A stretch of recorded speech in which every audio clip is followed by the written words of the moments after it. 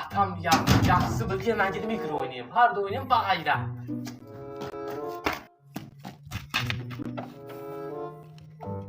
Yəqin ki, heç kim burada məni tapmaz.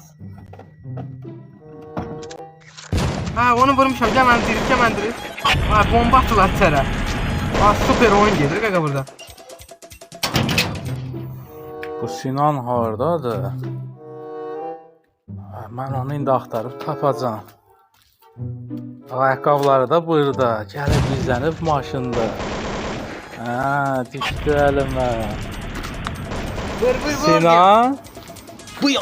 Elə bilirdin ata səni tapa bilməyəcək. Ata, sən məni tapdın burada ya. Ayaqqabıları çöldə qoyursan, yadından çıxıb. Gəl çıx, ata səni qulluğa göndərir. Qulluğa göndərsən? Hə. Tez. Ha, buyur at, hansı qulluğa gedirəm? Get buz kimi 2 dənə kola al, gəl.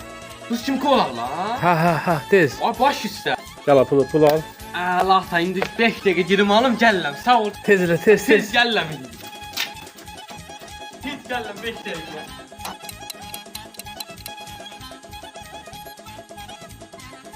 Ata, aldım, özü ən böyündən aldım. Sparkın kolalarında buz kimi, buna bax. Ay sağ ol mənim ağıllı balam. Adama ləzzət eləyəcək. İndi o kolaları mənə ver. Buyur ata. Ha, süt içsə yarım yanı, istedi, getdim tez gəldim. Oskariki də ver. Ha, buyur. Sinan indi nə etmək lazımdır? Ata, onları içmək lazımdır, kolanı da susundan da yanına. Ay sağ ol ağıllı bala. Get indi 2 dənə stəkan, bir dənə də nəlbəki gətir. Yaxşı, baş üstə ata. Tez elə. Ata, yatdım. Ay sağ ol. Onları qoy stolun üstünə. Ha, yaxşı. İndi əsas məsələyə keçək. İndi nə etmək lazımdır? Əsas məsələn, kolanı stəkana süzmək lazımdır. Bəli, aç onları. Ya. Birini aç, birini tez. Yaxşı ata. Sərin diyor da bu sikimizdir. Tez stəkanlara süz. Ya.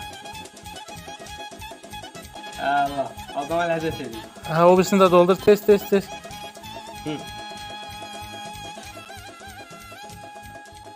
Vay, nə qoysan? Dayan görüm. Nə olub ki ata, kolanı içirəm? Abi içmək üçün demədim, get al. Nə üçün dedim mən? Maşının təkərini qaraldacaqsan. Tez get ləyəni gətir, tez. Maşın təkərinə görə kolanı.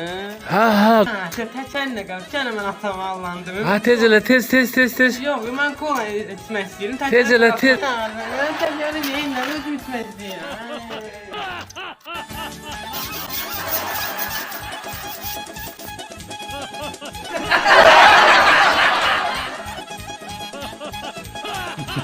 Ha ha ha!